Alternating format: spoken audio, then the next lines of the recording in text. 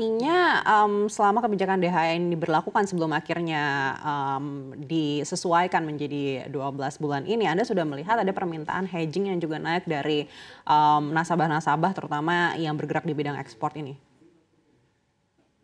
Iya betul. Jadi dengan TDDI sekarang kan ada dua fase ya. Fase yang pertama yang 30%. Dalam fase yang pertama kita melihatnya itu lebih cash flow hedging, di mana 30% ditaruh di TDDI, terus company atau perusahaan itu menggunakan TDDI yang ada mengambil loan atau melakukan FX swap untuk raising likuiditas gitu.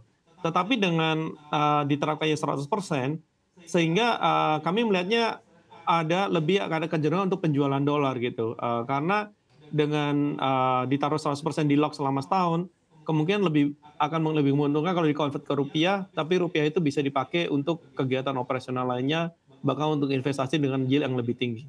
Jadi kami melihatnya dengan tahap yang kedua ini, kemungkinan kebutuhan penjualan dolar akan lebih tinggi dibanding TDDI tahap 1. Baik, kalau secara general Anda melihat seperti apa daya tarik aset keuangan kita di dalam negeri dibandingkan dengan negara-negara peers?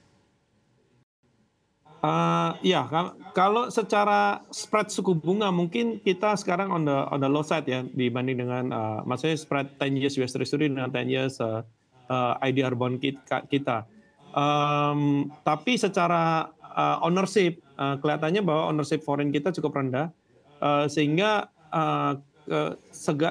positive news dari lokal sendiri akan meningkatkan minat terhadap minat investor asing sendiri, karena investor asing sekarang tidak overweight Indonesia. Nah, story-nya lebih kemana? Story-nya lebih ke bond dulu, karena kita belum lihat ada story positif di equity side, karena lebih ada repricing ya. Jadi dari segi aset kelas equity terjadi story equity yang lebih bagus di negara lain, misalnya karena ada AI, karena sekarang AI story ya. Jadi teknologi story itu ada di tempat lain, semiconductor dan segalanya, which is we not on that sector gitu.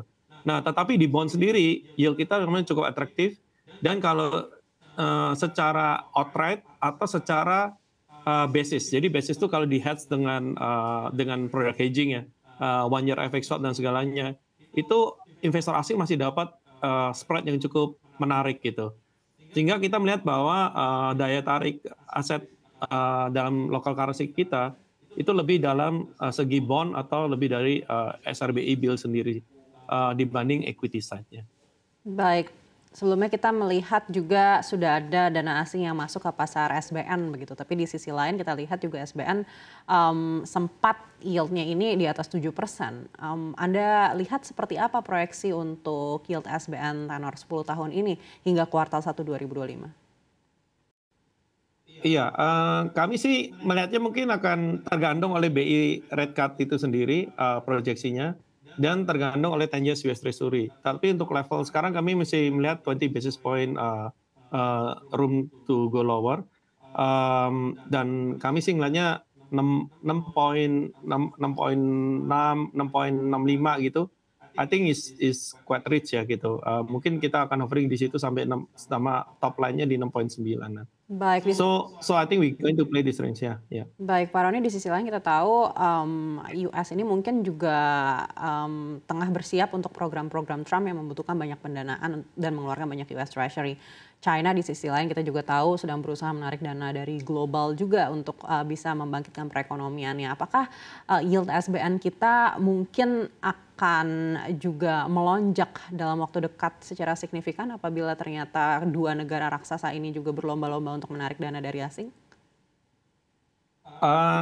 Ya, jadi kita melihatnya ini lebih ke trade war story ya kalau lihat kebijakan Trump, bahwa dan untungnya adalah Indonesia itu masih kalau di ranking secara defisit dengan US itu masih nomor 15, jadi it's not a focus dan amount-nya cukup kecil ya gitu.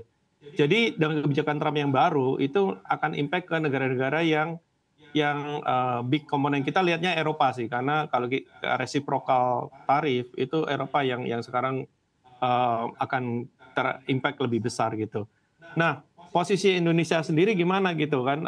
Kita melihatnya bahwa posisi Indonesia dalam pertarungan trade war ini, kita lebih punya banyak trade relationship dengan Cina, dan Cina sendiri sekarang mulai lagi ada slowdown walaupun mulai ada recovery. Jadi jadi gini, secara trade volume kita dengan US itu cukup kecil sehingga impact ke trade war cukup rendah. Cuman ada satu yang concern dari para pelaku pasar adalah jadi ada satu klausa yang mengenai kebebasan berinvestasi. Dan kalau kita kebebasan berinvestasi, kita bisa tahu bahwa terjadi kendala dengan Apple sendiri ya untuk berinvestasi di Indonesia, maksudnya untuk melakukan bisnis di Indonesia. Yang kalau itu di-pick up oleh US government, mungkin ada impact cukup besar di tarifnya nanti. Tapi selama ini masih belum ada noise ke situ. Dan yang kedua risiko yang kita lihat adalah dengan Indonesia menjadi anggota BRICS gitu.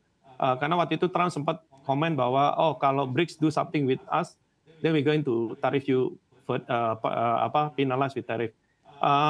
Itu dua risiko yang kita lihat, tapi selama dua risiko itu belum menjadi big noise, I think kita cukup aman dan cukup atraktif untuk foreign investor masuk ke pasar lokal kami ya. Baik, itu tadi risikonya Anda sampaikan. Tapi kalau di sisi lain kita lihat upaya-upaya pemerintah saat ini kan juga cukup banyak, salah satunya juga melakukan efisiensi. Apakah efisiensi anggaran ini menurut Bapak juga menjadi appetite bagi investor asing untuk bisa kembali lagi ke dalam negeri? Iya, jadi efisiensi itu ada impact-nya ada dua. Satu adalah less spending mungkin akan impact ke growth story kita, bahwa growth story kita mungkin akan lebih rendah gitu. Tergantung ya, less spending-nya akhirnya lari, karena sekarang wacananya ada mengurangi spending yang tidak berkualitas dipindahin ke spending yang berkualitas. Tetapi secara total itu turun, jadi tetap akan impact ke growth-nya lebih rendah. Nah yang kedua adalah less spending akan berarti less supply dari bond. Nah kalau less supply dari bond, less financing cost, less financing supply, sehingga ini akan menjadi atraktif buat offshore untuk melakukan pembelian bond sendiri karena ada kemungkinan capital gain. Biasa kalau harga supply-nya berkurang tapi demand-nya nambah ya kan harga barangnya jadi naik gitu, harga bondnya jadi naik. Jadi kalau kemungkinan asing akan melihat kemungkinan ke sono, dan sekarang kita lihat datanya ya, maksudnya inflow ke asing cukup tinggi selama sebulan terakhir, 1,1 ke 1,2 billion US. Jadi kita melihatnya mungkin arahnya akan ke situ dulu, bahwa bond kita akan menjadi satu avenue untuk mengattract foreign investor. Baik.